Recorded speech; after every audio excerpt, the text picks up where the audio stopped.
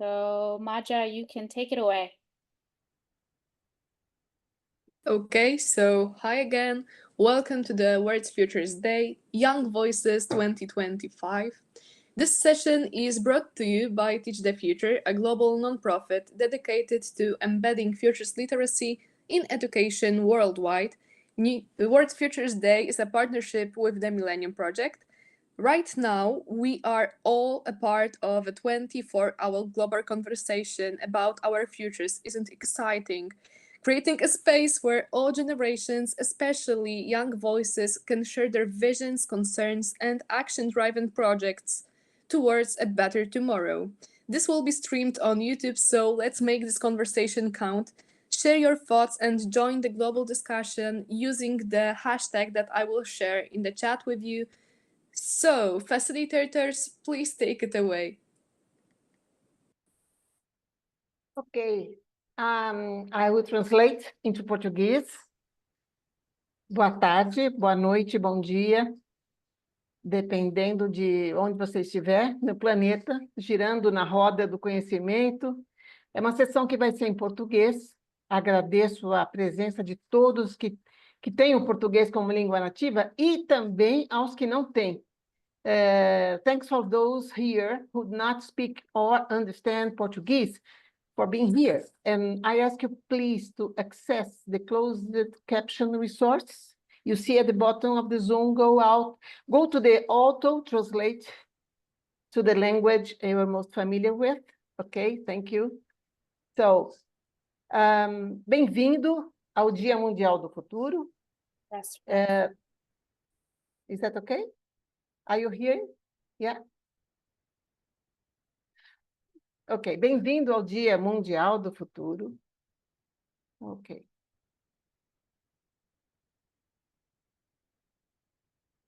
Ok. I had a problem here. Sorry.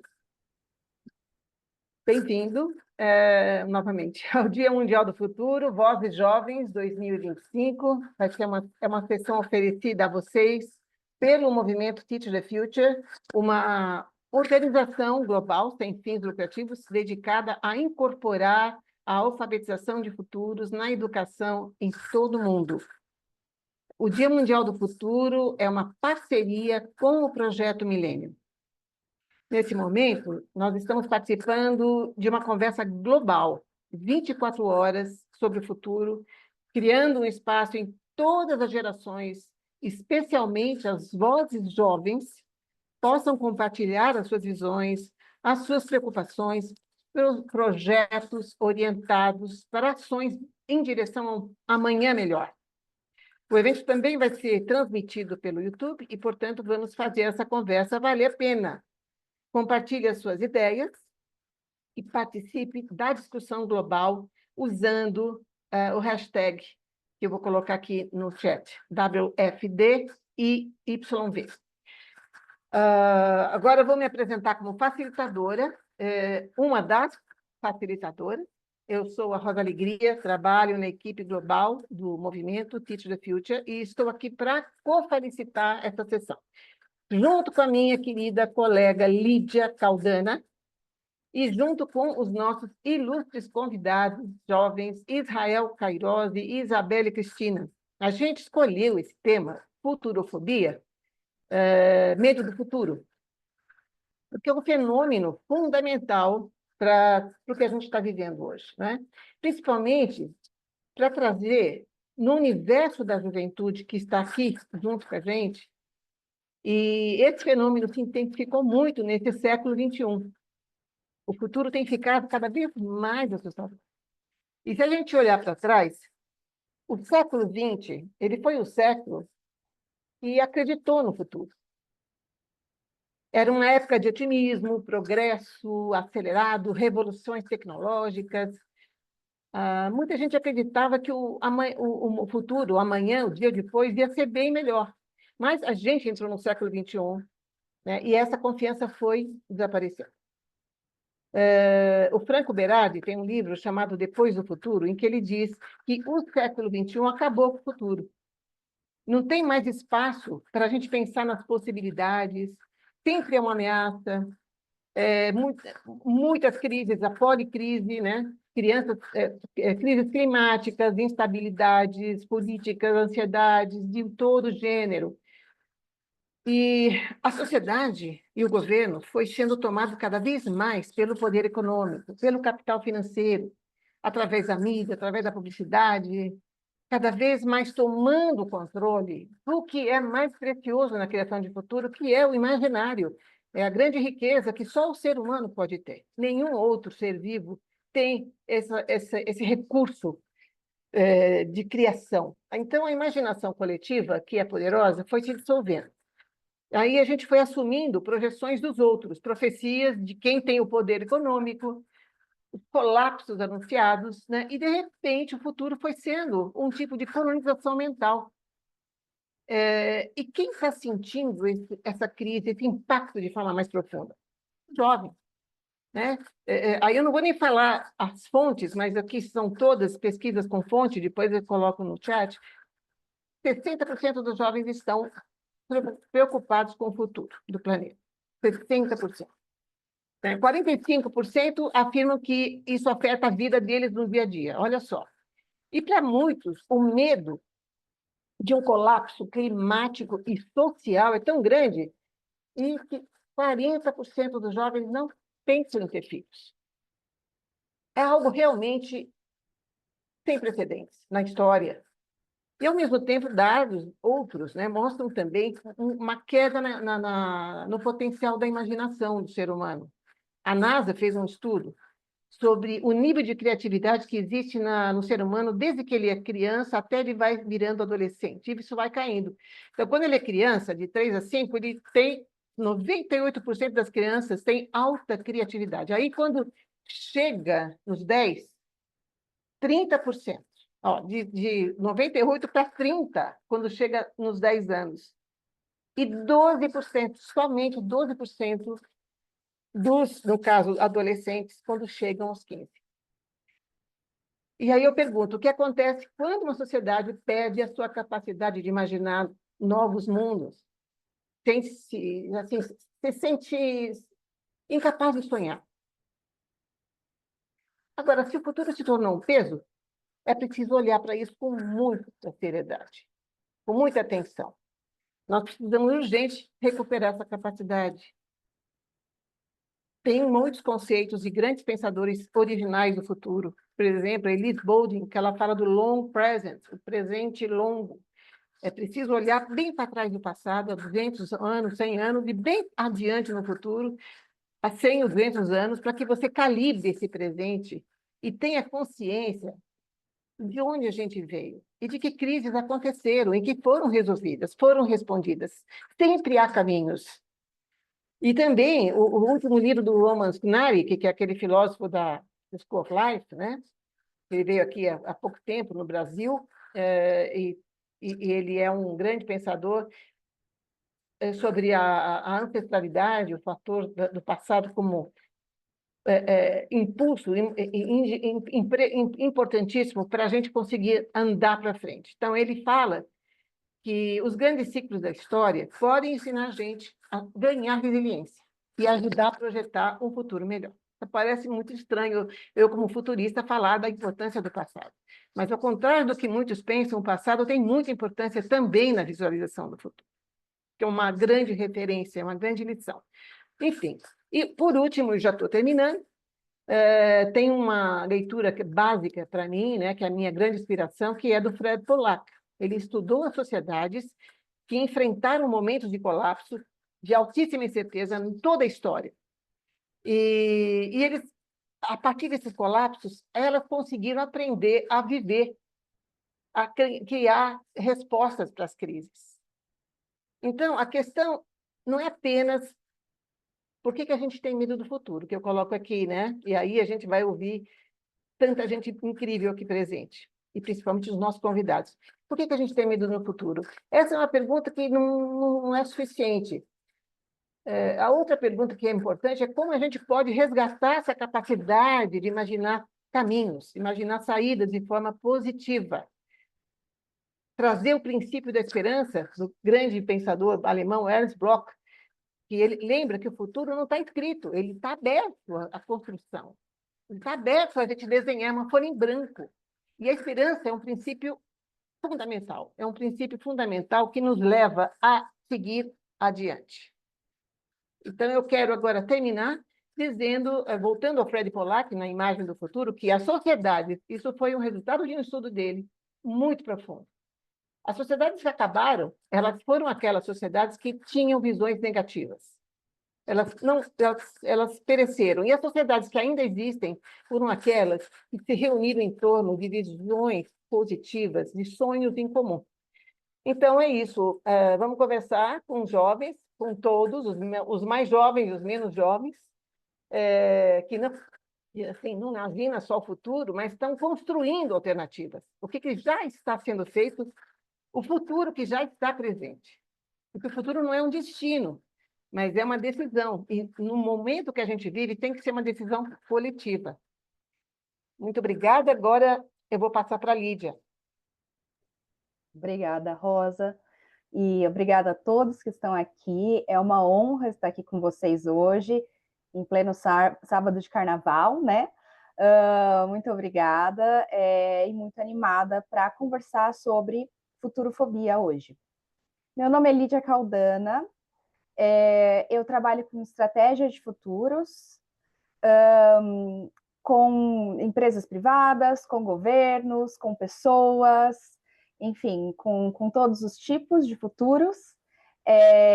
Eu sou fundadora, junto com outros membros fundadores, de uma associação latina de futuros, a LAF.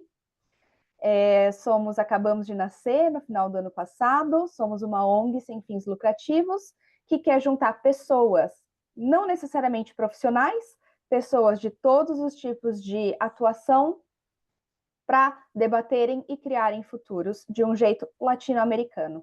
O que é isso, né? Como isso é possível? Será que é possível? Enfim, é um convite da ALAF. Para a conversa de hoje, eu vou apresentar brevemente a Isabelle e o Israel, e depois vocês, claro, fiquem à vontade para se reapresentar. A gente tem uma apresentação um pouco curta e básica aqui, que com certeza não abrange tudo que vocês são e fazem, mas aqui vai. Isabelle Cristina, vinda da periferia de São Paulo, Isabelle Cristina teve dificuldades para ter acesso a uma educação de qualidade.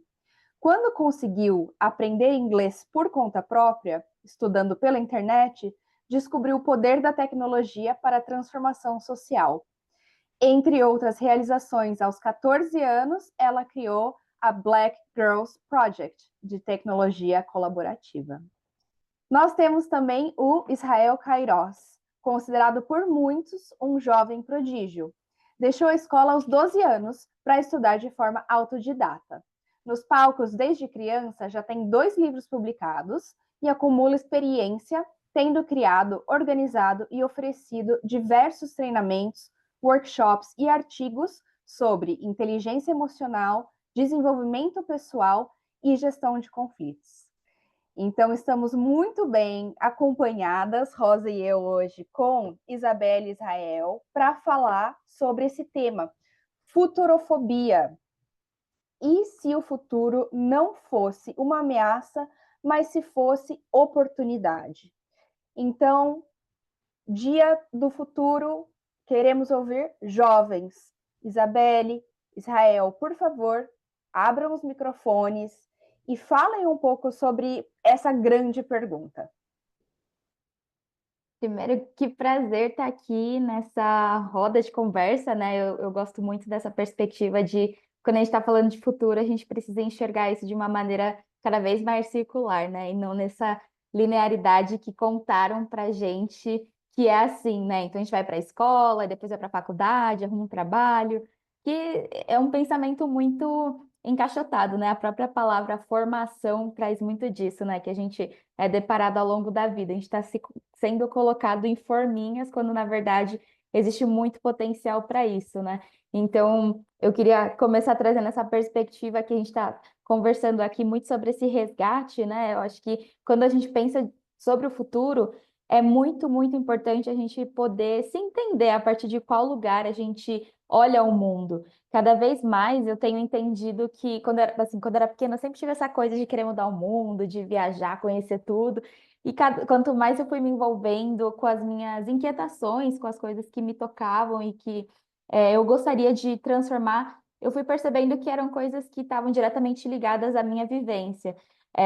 Seja por ser algo que eu tinha algum tipo de sensibilidade, ou algo que era num lugar de falta e eu gostaria de proporcionar uma mudança em relação àquilo. Então, eu sinto que essa perspectiva de como a gente se fortalece dentro da nossa história é tão importante quanto a gente. Acho que é o primeiro passo quando a gente pensa em criar esses futuros todos, porque aí a gente consegue desenvolver o que a gente chama de epistemologia, né? Que é qual olhar que a gente vai ter a partir não só do que a gente cria, mas o que a gente aprende também.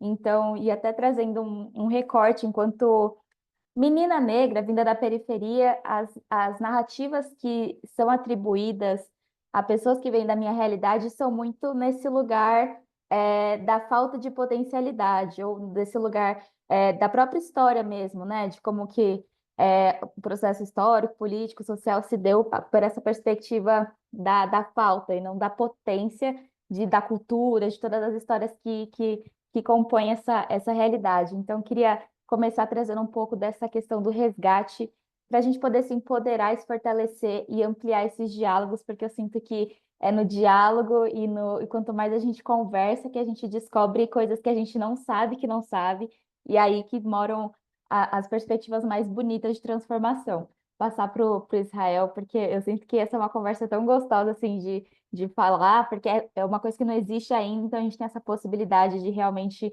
criar da forma que faz sentido para cada um. Maravilha.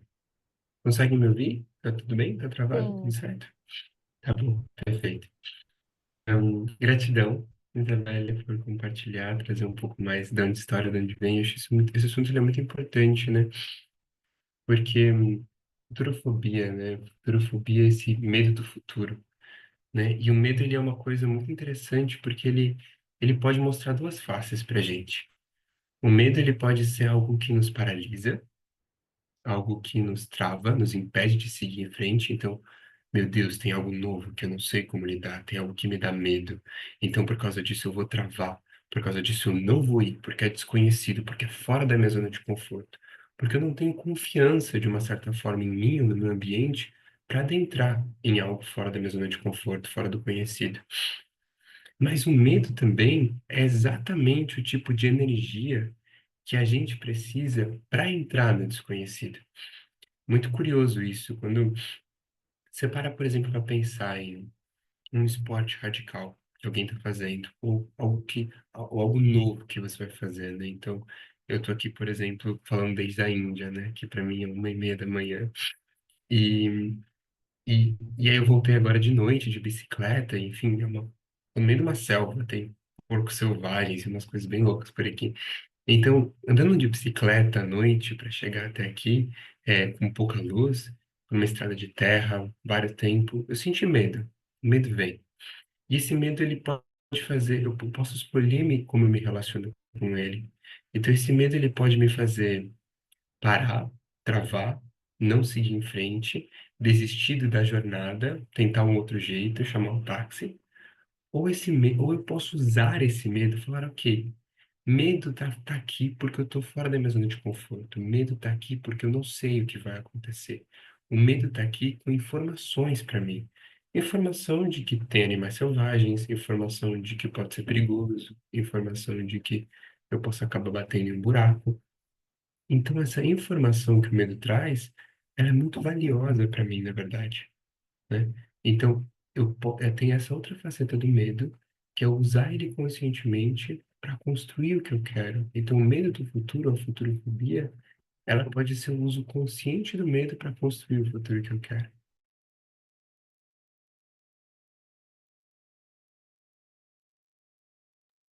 Muito legal. É isso, é sobre isso.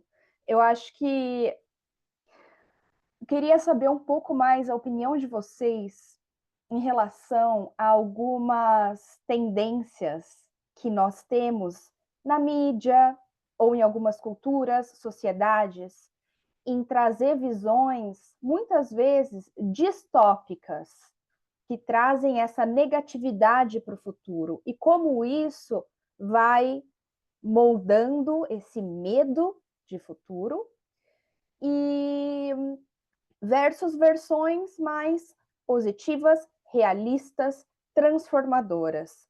Quais são os pensamentos de vocês em relação a essas narrativas? Muito legal isso que você trouxe, Lídia. E aí, queria até juntar também com essa perspectiva do nosso olhar sobre o medo que Israel trouxe aqui. Primeiro, o nosso cérebro é uma característica biológica nossa. A gente faz 5 vezes mais, nosso cérebro faz 5 vezes mais ligações negativas do que positivas.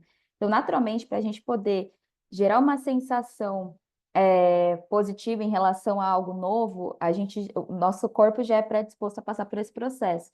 Então, quando a gente vive numa sociedade onde a gente está ainda passando por uma série de desafios, quando a gente olha para a educação, desafios do século XX, ao passo que a gente está vivendo desafios do século XXI, com a ascensão da inteligência artificial, por exemplo, com todas as tecnologias, com todos os novos modelos de trabalho, várias coisas surgindo ao mesmo tempo, são muitas. São lugares muito distantes de aproximação de que mundo é esse, de como que esse mundo está se moldando. E quando a gente olha para as populações mais vulneráveis, a gente tem um olhar ainda mais cuidadoso, porque a gente ainda precisa olhar com uma camada do direito à vida. Então, antes da gente poder trazer, porque assim, a gente não consegue se inspirar ou criar possibilidades a partir daquilo que a gente não tem referência, insumo. Isso está muito ligado a esse processo do medo, né? Então, como é que eu consigo me equipar e equipar pessoas ali ao meu redor para que elas consigam se entender, ter essa autopercepção para lidar com o medo quando a gente vive numa sociedade que está completamente atravessada por questões sociais que pioram a cada passo que a gente dá, porque a gente justamente não consegue ir criando essas visões de possibilidade do que poderia ser. Então, eu sinto que a gente está num momento bastante. É uma faca de 2 gumes, assim, porque ao mesmo tempo que a gente tem um potencial gigantesco de fazer uma transformação que atinge níveis que a gente nem consegue imaginar, eu sinto que a gente também está num momento onde tudo está sendo exponenciado de uma maneira muito radical. Então, esse é o nosso grande dilema hoje, né? Como a gente deparando com todas essas notícias, essas informações, a questão da saúde mental também ao meio de tudo isso, que na verdade é uma questão central, essa política do cuidado, como que a gente pode avançar em termos de soluções. Então, uma das coisas que eu tenho trabalhado muito é realmente e que foi um processo pessoal que eu demorei para ter essa concepção, justamente pela maneira como a minha vivência foi sendo construída. Então, eu fui criada também nesse modelo onde me disseram que eu tinha que seguir A, B, C e D para chegar lá. Mas esse lá não existe, esse é o grande ponto. E essa é a perspectiva que a gente precisa cada vez mais ressignificar, porque aí abre uma possibilidade para que o futuro seja um lugar de disputa, não só um lugar de concorrência, onde quem chegar primeiro se dá bem, sabe? Então, é realmente transformar essa visão que a gente tem sobre o futuro e também repensar como que a gente enxerga a educação no meio disso tudo de uma maneira mais empoderadora, né? E a gente tem vivido uma crise educacional do Brasil bastante forte, a gente não tem professores quanto a gente precisaria ter, justamente que as pessoas estão se sentindo cada vez menos empoderadas. Então, como que a gente pode resgatar tudo isso? E aí, esse aspecto cultural é algo que eu tenho percebido que é um movimento muito importante para a gente pensar, por exemplo, por que não ensinar coisas conteúdos da escola que são ensinados de uma maneira tradicional, através de aspectos culturais que tocam a população? Então, por que não pensar a pedagogia através da floresta, através do hip hop, através do carnaval, através das culturas que ali se formam? E a gente precisa também ter uma perspectiva do que pode ser para além dessas caixinhas que foram formando a gente. Porque quando a gente olha, por exemplo, a nível de regulação no Brasil, não tem nenhum lugar que diz que não poderia ser assim. Mas a gente está tão dentro dessas caixinhas que a gente deixa de ter essas perspectivas. Então, é aquele exercício lá no começo, da gente puxar o nosso cérebro para poder fazer mais ligações positivas do que negativas, e isso só existe quando a gente amplia o diálogo. Então, eu sinto que no meio desse cenário que você trouxe, é a gente conseguir realmente ampliar esses diálogos a partir das coisas que não estão ditas, mas estão ali. E a gente conseguir ir puxando essas possibilidades e criando essas conexões para que a gente consiga explorar tudo que pode surgir disso, né? Então, só para finalizar também, senão é uma perspectiva da criatividade, né? Assim, de como que eu acho muito absurdo a gente poder, por exemplo, pegar o desenho de uma criança e atribuir uma nota para aquilo. Por que não a gente não cria um outro pensamento a partir do qual foi a sua ótica para fazer esse desenho? O que que você pensou? Quais são os sentimentos que você estava tendo aqui naquele momento? E isso tem toda uma questão, porque a gente fala de futuro num aspecto social, mas isso tange para tantos outros lugares e tem aspectos biológicos, físicos envolvidos nisso tudo que a gente pode pensar e questionar também. Super, Isabelle, muito Lígia, obrigada. aqui eu tenho um recadinho do nosso querido Israel. Ele passou da 1h30 da madrugada na Índia e os vizinhos dele estão reclamando do barulho. Então, ele vai continuar. Obrigada de novo, Israel, por estar aqui nesse horário, com esses desafios. Ele vai continuar, mas pelo chat. Tudo bem? Perfeito. Gente, vocês vão ver as mensagens do Israel no chat, interajam ali com ele, enfim, absorvam os conhecimentos pelo chat. Isabelle vai estar aqui por voz com a gente, mas é isso, a gente vai se adaptando. É incrível, muito obrigada, Isabelle. Bom, quem tiver dúvidas também, vão enviando no chat, a gente vai tentando incorporar conforme o tempo permitir aqui. Rosa, você já acha que é hora da nossa viagem para o futuro? Eu acho que a gente podia dar uns 5 minutos para as pessoas se manifestarem. Eu estou muito curiosa para saber o que estão sentindo, né? O que estão pensando disso tudo. Qual é a Alguém ressonância? eu tenho a curiosidade de saber se alguém já tinha ouvido falar desse termo, futurofobia. E se não ouviu falar do termo, já sentiu esse sentimento? Tem uma coisa muito legal que eu tenho feito muito nesses meus processos, eu digo exploratórios porque ao mesmo tempo que eu sou engajada em frentes que envolvam principalmente educação, tecnologia para transformação social, eu sinto que eu estou numa grande exploração, né? E me refazendo e me redescobrindo a todo momento. Eu sempre faço essa pergunta de qual é a primeira palavra sobre o futuro que vem à mente das pessoas. E é muito curioso, porque normalmente nessas conversas, a gente. Primeiro, as pessoas trazem essa perspectiva muito atrelada ao medo, à insegurança. Algumas pessoas já são mais otimistas, pá, poxa, vai ter mais tecnologia, vai ter isso, vai ter aquilo, mas é bem dual, mas essas perspectivas mais negativas sempre são cheias de angústias, assim, e muita ansiedade também. E aí eu sinto que depois que existem esses diálogos, as pessoas começam a repensar um pouco disso nesse lugar da possibilidade. E aí, quando a gente fala de futurofobia também, o Israel colocou aqui uma coisa muito legal também sobre essa perspectiva de que a gente enxerga o mundo a partir de quem a gente é, né? E eu sinto que quando a gente consegue conversar sobre o futuro com pessoas que têm realidades parecidas com a nossa e pessoas que vêm de realidades diferentes da nossa, a gente começa a perceber tantos mundos que se sobrepõem entre si e que não necessariamente a ótica que eu tenho em relação ao futuro é algo restrito. Então, eu acho que isso guarda uma magia muito grande da gente conseguir realmente criar o que não existe. E eu sempre trago essa camada do sonho, né? De quanto que é importante a gente estimular as pessoas a sonharem coletivamente para que a gente consiga criar as coisas que ainda não existem. Então, o futuro é carregado desse medo, dessa fobia, mas ao mesmo tempo a gente pode pensar como que cada um poderia ser protagonista desse espaço, né, desse lugar, a partir do que você gostaria de ter ali, né? Se você pudesse criar, como que seria essa perspectiva para você. Então, eu sinto que esses diálogos são realmente importantes para ampliar essas visões e se apropriando um pouco desse medo, assim, porque eu falo de me apropriar do medo, porque eu também sou uma pessoa que sou cheia de medos. A todo momento surgem medos e é engraçado que eu uso esses medos de uma maneira muito investigativa, sabe? Quando eu entendo a raiz do medo, eu consigo entender quais são as coisas que estão me apontando para lugares de aspectos que eu quero mudar. Então, a gente trabalhar um pouco mais sobre essa camada, né? E cada vez mais estimular essa visão também.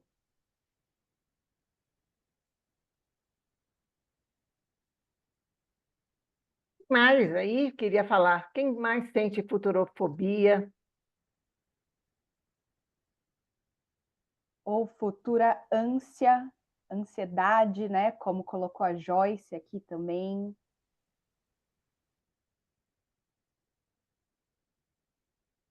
A gente também pode tentar atravessar esse caminho para a futurotopia, né? Que está se perdendo. Da futurofobia para a futurotopia.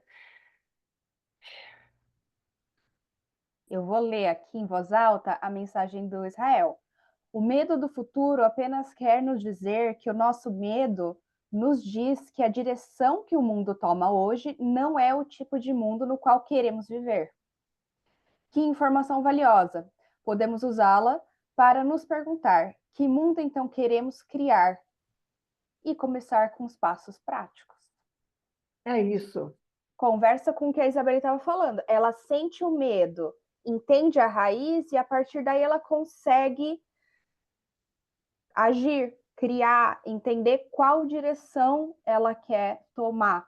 Então, talvez do medo a gente consiga transformá-lo em uma motivação para transformação, para ação, para criar algo, talvez que a gente não queira ter medo, algo que a gente deseja, né? Isso tem até uma coisa que, uma situação, Michelangelo falava muito isso, né? Que antes dele começar seus processos artísticos, de começar uma escultura, ele imaginava o que ele ia fazer antes de começar. Então é um pouco desse processo nosso enquanto sociedade, né? Qual é essa grande escultura que a gente quer criar e como que a gente já está começando a enxergar ela, né? Então eu sinto que é exatamente isso, imaginar para poder concretizar. E eu acho muito curioso porque volta para uma raiz muito sintomática da nossa sociedade, porque o futuro é muito atravessado pela falta da camada do imaginário.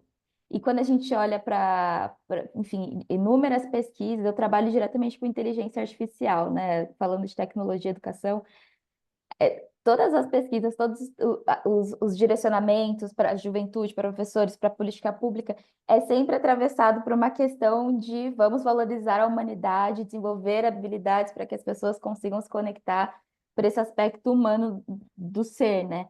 Isso é algo que, em tese, a gente já deveria ter nutrido por si, a gente tem, né? Mas a sociedade como a gente vive queima isso de várias formas que a gente precisa ter esse resgate.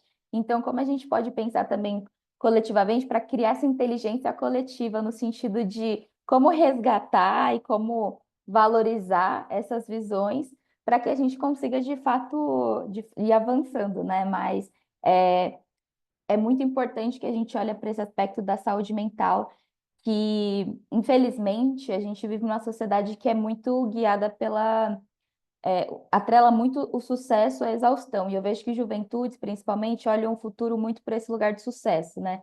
Ah, eu quero ser uma pessoa bem-sucedida, mas o que significa exatamente isso? Será que existe isso de verdade? Então, por que não a gente poder imaginar essa diferenciação entre substituir a exaustão por ter uma visão de propósito alinhada com bem-estar, então que isso seja bem-sucedido, né? Então, como que enquanto sociedade a gente poderia construir isso? Que é algo que está atravessando a todas as pessoas de várias maneiras, né? E de várias realidades também. Então, a gente precisa, de fato, ampliar esses diálogos. O imaginar para poder concretizar, a Lídia trouxe aqui no chat, eu só ampliei aqui para a gente poder ir pensando aqui, mas eu sinto que tem muito caminho pela frente e muita possibilidade, né? Eu acho que é isso que a gente precisa mostrar. Legal, muito legal. Eu acho que eu teria muitas perguntas para vocês, na verdade, mas eu queria saber se vocês têm alguma ideia sobre como que a gente estimula a imaginação positiva nas gerações mais jovens, que estão começando a vida e que podem vir com tanta energia para concretizar futuros, presentes, realidades diferentes dos negativos. Talvez de uma forma um pouco curta, porque a gente tem uma outra proposição de atividade para fechar, mas vocês têm alguma ideia sobre exercício de imaginação para crianças jovens? Eu sinto, Lídia, que tem uma coisa muito. A minha perspectiva, né, cada vez mais tem sido através dessa conexão cultural territorial. Que eu sinto que quanto mais a pessoa tem essa conexão com a sua história a partir do seu território, ela consegue ter essa visão das suas vivências e as culturas que a compõem, assim. Quando eu falo cultura, eu não estou nem falando só de aspecto de dança, festa, comida, estou falando de uma camada de como que tudo isso se junta e como que isso tudo se traduz numa vivência que a pessoa vai criando ali a sua vida. E eu falo muito disso a partir de uma. Estava conversando uma vez com um jovem de uma comunidade quilombola aqui do Brasil, e ele falou uma coisa que me tocou muito, foi bem forte, mas foi bem importante para me ajudar nesse processo de ressignificação também que a gente passa a todo momento. E ele falou, a gente está aqui nas nossas comunidades, vivendo nossas culturas, nossa dança, nossa comida e tudo mais, só que a gente não tem oportunidades reais para a gente se sustentar, para a gente manter essa vida, e a gente vai para as grandes capitais, por exemplo, São Paulo, para trabalhar num subemprego ou ambulante, para ganhar um salário muito, muito, muito pequeno, para conseguir mandar para nossas famílias. E nesse processo a gente é atravessado por diversas violências, muitas vezes até violência letal. Então, qual que é o sentido de tudo isso? Então, eu falo disso do resgate cultural, porque eu sinto que a partir disso a gente consegue ter essa observação sobre a geração de oportunidades para que todas essas culturas e formas de vida se mantenham reais, né? Existem muitas formas de vida. Então, juventude, a gente está falando sobre juventude. Juventude aqui, eu estou em São Paulo, existe uma concepção sobre isso. Agora, se eu vou numa comunidade indígena, juventude pode ser uma pessoa de 40 anos que não é um pajé, por exemplo.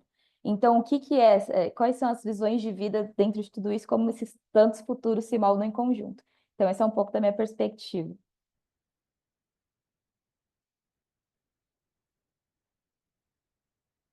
Muito obrigada, incrível, incrível.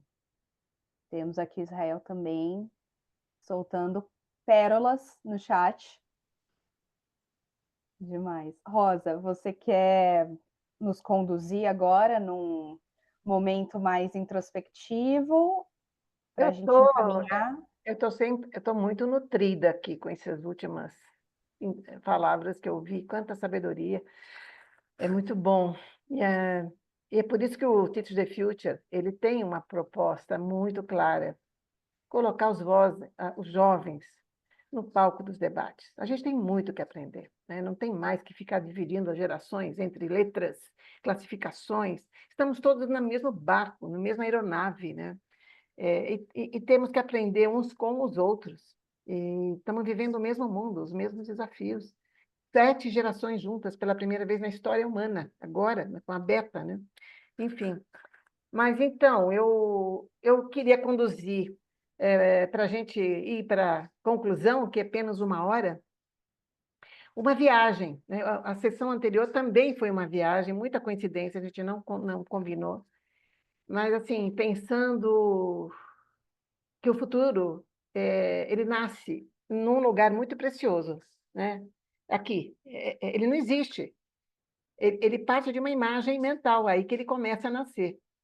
Então, eu vou fazer um exercício com vocês, um exercício não, uma condução, uma experiência muito assim, muito simples, muito rápida, pensando no ano 2100.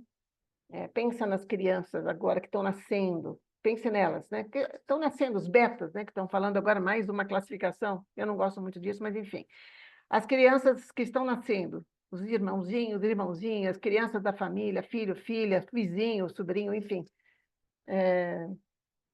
Todas as crianças do mundo, essas que estão vindo agora, elas vão viver muito além do ano 2100. Elas vão cruzar o século XXI e vão para o século XXII. Ainda mais com a hiperlongevidade, né? Então, aqui eu vou pedir para vocês se deslocarem nesse tempo, onde essas crianças de hoje vão estar vivendo. Então, primeira coisa que eu quero pedir, um grande favor, se vocês podem tentar se sentir confortáveis, se não estão ainda, se estiverem sentados, no sofá, na cadeira, enfim, no chão, mas sinta-se confortáveis. Se tiver alguma coisa incomodando, procure prestar atenção nessa coisa que está incomodando, né? E sinta esse momento agora que a gente está falando aqui com essas pessoas maravilhosas, ouvindo o Israel, ouvindo a Isabelle, ouvindo as trocas no chat, lendo. Então, vamos lá. Sem interrupções, se você puderem usar o fone para talvez não ter ruído. Lídia, você pode colocar a nossa música aí? Eu vou pedir para sentir a respiração, ok? Sintam que existe um ar que entra no seu corpo, que te dá vida, que é um privilégio, você poder respirar. Então, respira profundamente, sente o ar entrar e sente o ar sair.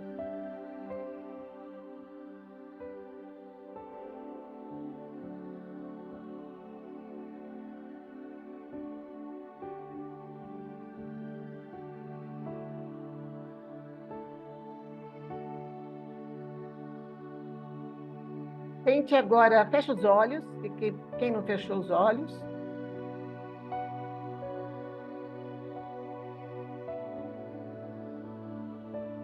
Você vai fazer uma viagem pelo tempo. E para isso, você vai escolher um veículo. Um veículo qualquer. Escolha um na sua imaginação. Um veículo imaginário.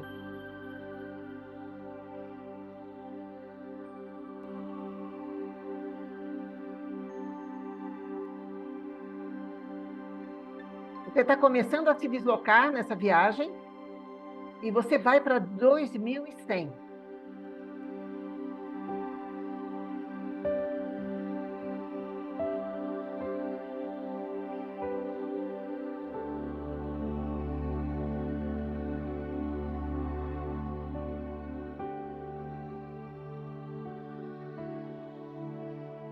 Agora, você está em 2100, você já chegou lá. Muitas coisas mudaram, muitos desafios foram superados, muitas respostas foram encontradas.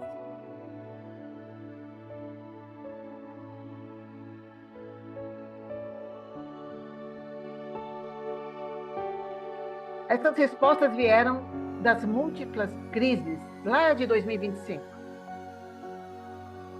As crianças que nasceram em 2025, de onde você partiu,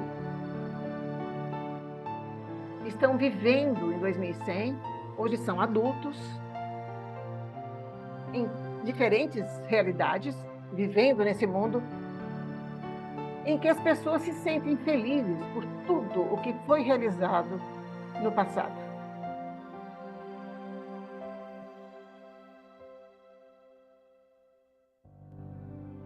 O que levou a esse 2100? O que fez esse futuro tão melhor do que quando você partiu lá em 2025?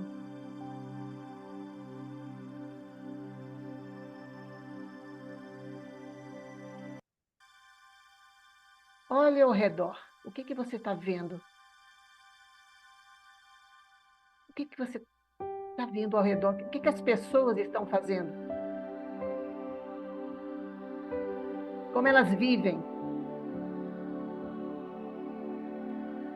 E você? O que você está sentindo nesse mundo de 2100?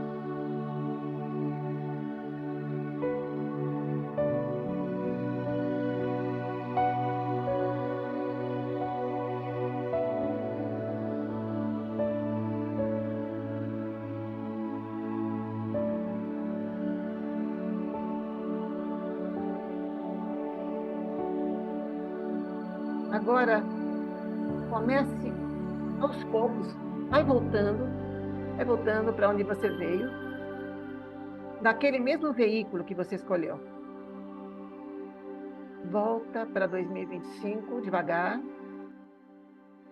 Você está chegando aqui e agora. Vai se reconectando com essa conversa do Dia Mundial do Futuro. E vai começando a registrar as suas sensações, os seus sentimentos, o que você viu, o que você sentiu, se conseguiu chegar nesse futuro e o que você trouxe dessa viagem. Podem abrir os olhos.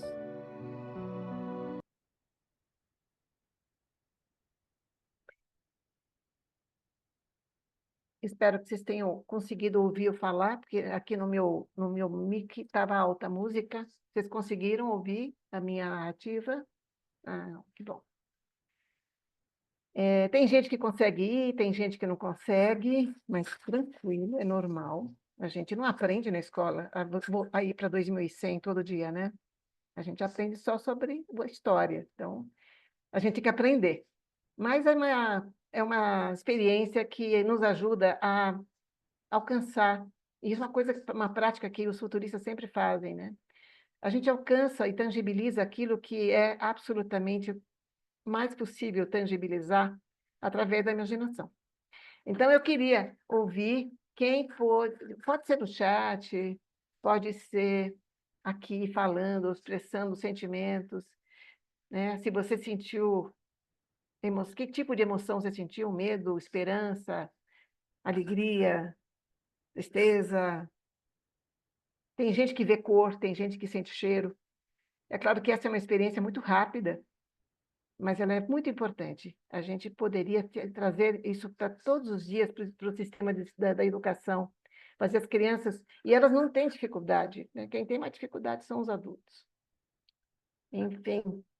Lídia, se você quiser ir conduzindo e catando aí as percepções, eu estou aqui vendo, a Lude colocou que ela sentiu os pés dela na grama. Olha que delícia. Estou sentindo o cheiro da grama aqui já.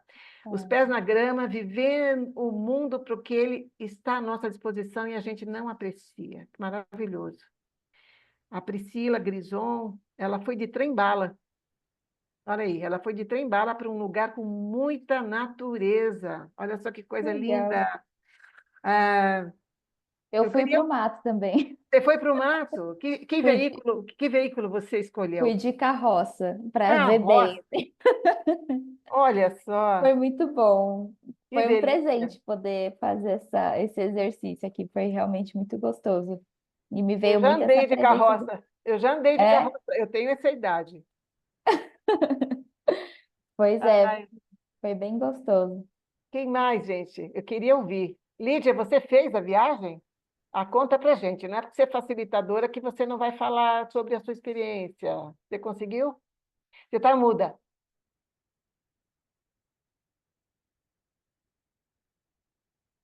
Acho que você mexeu em alguma coisa aí para colocar música que afetou o seu áudio. A Urânia, ela está colocando aqui que foi em uma vassoura elétrica. Mas que imaginação! Voadora. Delícia! Foi uma vassoura elétrica voadora. E ela se viu em frente ao mar e de costas para a montanha. Que coisa linda! Ó, eu já fui junto com você aqui, já só de ver o seu relato. Eu queria ouvir um pouco de emoção. Tem gente que volta... eu faço essas visualizações com mais tempo, né? Claro. Mas tem gente que volta com muita coisa clara, sabe? Muita clareza no que viu. Inclusive sensorialmente falando, né? Sentimentos são muito bem-vindos. Tem aqui o do Israel também. Hum, Pequenos grupos de pessoas e pequenas comunidades nasceram por todo o mundo. Comunidades experimentais testando, descobrindo e inventando um futuro mais brilhante para o mundo. Essas pequenas comunidades foram formas mostrando para todo mundo as novas possibilidades. E o mundo foi vendo como essas pessoas eram mais felizes e vivas. Cidades inteiras, então, começam a experimentar esses modelos e muita transformação do mundo rolando em 2100. Ai, que gostoso. mas o Israel veio com um pacote pronto, né? Ele já trouxe um cenário todo pronto. Maravilhoso. Gente, não é legal a gente se transportar e sentir, tangibilizar? Quando a gente sente, quando a gente imagina, a gente é capaz de fazer. Tudo aquilo que a gente tem hoje, claro, nem tudo tão bom, mas as coisas incríveis que a gente tem foram resultado daquela imaginação lá de 100 anos atrás. Então, a gente precisa reaprender a imaginar, a gente precisa reaprender a sonhar, porque é o único universo que a gente tem para criar um mundo novo, né? É na ideia, é na criação, é na imaginação. E as escolas, a gente fala aqui de educação, elas precisam urgentemente criar ambientes para que esse imaginário ele seja fertilizado, e não com só o que se fala dos robôs matando gente, né? Da guerra, enfim, as mídias, né, Isabelle, que você trouxe, a negatividade. Então, é preciso urgente, é um instrumento poderoso. Quem mais? Eu acho que a gente já está chegando assim meio que num momento de e começando a ir para o final, que tem algumas observações. A gente precisa dar umas noticiazinhas aqui, umas informações. Rosa, Oi?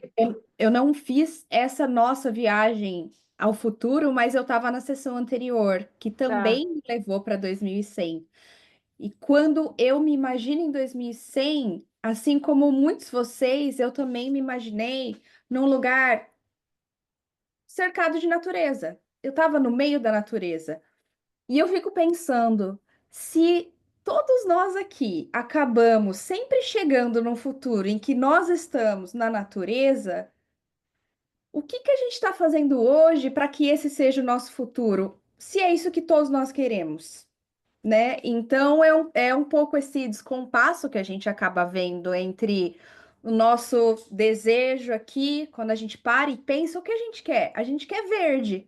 Mas o que que a gente está fazendo hoje? A gente está fazendo verde? Nem sempre, né? E olha que voltar para o verde é voltar um pouco para o passado, mas num outro patamar.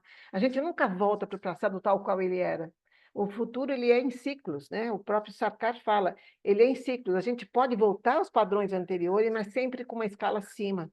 O que a gente hoje tem de mais, tem de melhor, tem de aprendizagem, de experiência, que vai fazer essa pequena volta ao futuro, como voltar para a natureza, o contato direto com ela, fazer com que a gente crie esse mundo que a gente quer. Então, o passado também ajuda, ele é muito importante e ele tem muito para ensinar. Eu estou muito feliz de poder ter feito esse estudo, essa experiência com vocês, espero que vocês tenham conseguido sentir, né, um pouco essa mudança temporal, né, no dia a dia. E, então, Lídia, você tem mais alguma coisa que você gostaria de trazer antes do fechamento? Porque a gente tem mais 6 minutinhos. Eu vou ler aqui para vocês o que o Israel acabou de colocar no chat para todo mundo poder também ouvir e comentar. Ele diz que eu tô agora em uma cidade que é pura floresta, mas 55 anos atrás era puro deserto. Olha que incrível o que é possível se apenas um grupo de seres humanos se junta e se dedica a mudar o seu redor. E é Lindo. isso, é sobre isso, né? Certamente alguém imaginou, criou o futuro e fez ele acontecer, né? O futuro não existe até o momento que ele é criado, né? E ele é criado pela vontade, ele é criado pela visão, ele é criado pela força, pela coletividade, e ele passa a existir. Aí o que ele vira? Vira presente. Então, esse futuro virou presente. Muito linda essa experiência. Bem, e se ninguém mais quer se manifestar, ainda tem mais uns 2, 3 minutinhos para alguém falar, abrir a tela, abrir o microfone. O pessoal está muito tímido aqui, eu estou vendo, a maioria são brasileiros, pelo que eu conheço. Podem se sentir à vontade, nós estamos falando em português. E quem não fala português vai acionar o caption. Mas está todo mundo muito quietinho, eu queria ouvir mais. Não? Tá bom. Ô, Rosa, Oi. eu quero fazer um convite, na verdade, Oi, fala, de Lúcia. uma continuação da nossa Semana do Futuro. Oh, que maravilha. Então, olha, é bem lembrado, né? Tem um grupo aqui espetacular, a Lud está nele, né? O Wellington, que eu não sei se ele está aqui, o Eduardo, a Pri está aqui, criando uma semana de futuros com conversas ricas, ou até mais ricas que essa, do dia 10 a 14. Quer falar um pouquinho, Lud? Posso falar, pessoal? Então, tanto os brasileiros quanto as pessoas de fora também do Brasil, a gente vai fazer a Semana do Futuro Brasileira. Ele é um protótipo, na verdade. A ideia é que no ano que vem a gente faça isso para todo o Teach the Future. E vai acontecer nos dias 10 a 14 de março, às 17 horas também. Serão 5 conteúdos temáticos, serão 5 salas temáticas. A gente vai falar sobre imaginação, a gente vai falar sobre futuro do trabalho, a gente vai falar sobre a governança diante dos olhos e do protagonismo juvenil, né, da juventude à frente, né, do nosso tempo, inclusive. A gente vai falar sobre regeneração e sustentabilidade, e a gente fecha a semana falando sobre consumo da geração Z, mídias e novas perspectivas aí diante de uma forma geral de consumo. Então, estão todos convidados. A gente vai colocar aqui também o link da inscrição no nosso chat, então sejam muito bem-vindos. Mas a gente também vai colocar no YouTube, no Instagram, no LinkedIn, então é só seguir a gente que vocês vão acessar também. Muito bom, muito bom. Tem muita coisa aí para acontecer ainda, não vai acabar hoje, não. E hoje mesmo, tem muitas mais sessões até o final do dia. Se vocês quiserem ficar mais tarde antenados aqui nessa roda viva, né, planetária, 24 horas, vai ser maravilhoso. Bom, então, Lídia, eu acho que eu vou fazer aqui meu papel do encerramento, né, que me cabe fazer, né? A gente vai encerrar essa sessão agradecendo a todo mundo, aos que falaram, aos que não falaram, especialmente aos nossos convidados, que foram impressionantemente inspiradores, né? Maravilhosos. Lídia, obrigada por você estar facilitando comigo essa sessão. Obrigada. Bom, a jornada não termina aqui. Então, novas conversas estão chegando a cada hora. E vocês estão convidados a participar da próxima que está chegando agora, né? E a próxima é sobre, eu inclusive vou estar lá, é sobre a questão do futuro da água, construindo comportamentos resilientes para o futuro da água. E vai ter uma outra sala também que agora não tenho anotado aqui, mas vale a pena, porque são conversas todas muito ricas. Então, rapidinho para fechar, eu vou aqui colocar no chat alguns links. Tem uma pesquisa que a gente adoraria que vocês respondessem sobre a experiência de hoje. E também, quem quiser vai receber um certificado de participação, tá? Estou colocando aqui no link, no chat. E também anunciar que o Teach the Future vai estar oferecendo um primeiro curso online chamado FutureWise, que é a Introdução à Alfabetização de Futuros para todas as pessoas que quiserem se capacitar nessa nova e grande disciplina, né, que é os estudos do futuro, o Foresight.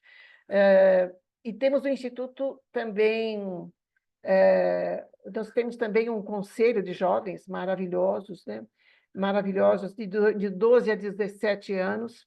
Eles também vão passar por um curso de alfabetização de futuros.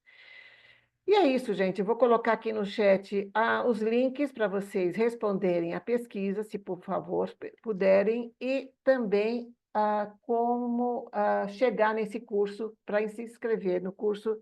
Esse curso ele foi criado por um dos maiores futuristas mundiais, que é o Peter Bishop, que foi meu professor também, tá? E seguir a gente nas redes. Aqui tem o link do Instagram. Então, é isso. Agradeço demais a presença de vocês, a presença rica de todo mundo, e vamos para a próxima. Obrigada a todos. Obrigada, Isabelle, Israel. Muito Obrigada, obrigada. Rosa. Foi um prazer, pessoal, que a gente continue tendo essa conversa. Sim. Beijo grande. Um abraço. Tchau. Thank you, Rosa. Thank you to Brazil Hub and its friends and affiliates. We are now going to share our screen to introduce the next round of speakers. Yep, go back one, Amna. Yes, thank you. We have a concurrent session happening here on the hour, so there will be 2 rooms, 2 choices to go to.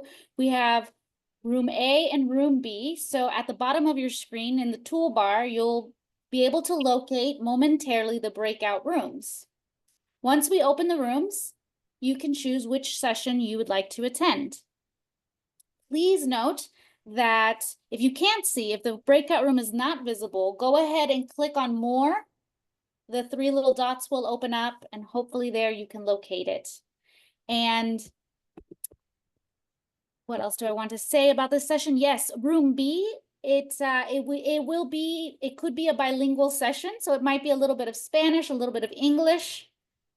So once you choose a room, please stay if you can. You do have the ability to move to the other room, but we really want you to stay and enjoy the intergenerational conversations taking place. With that being said, we can open up the rooms.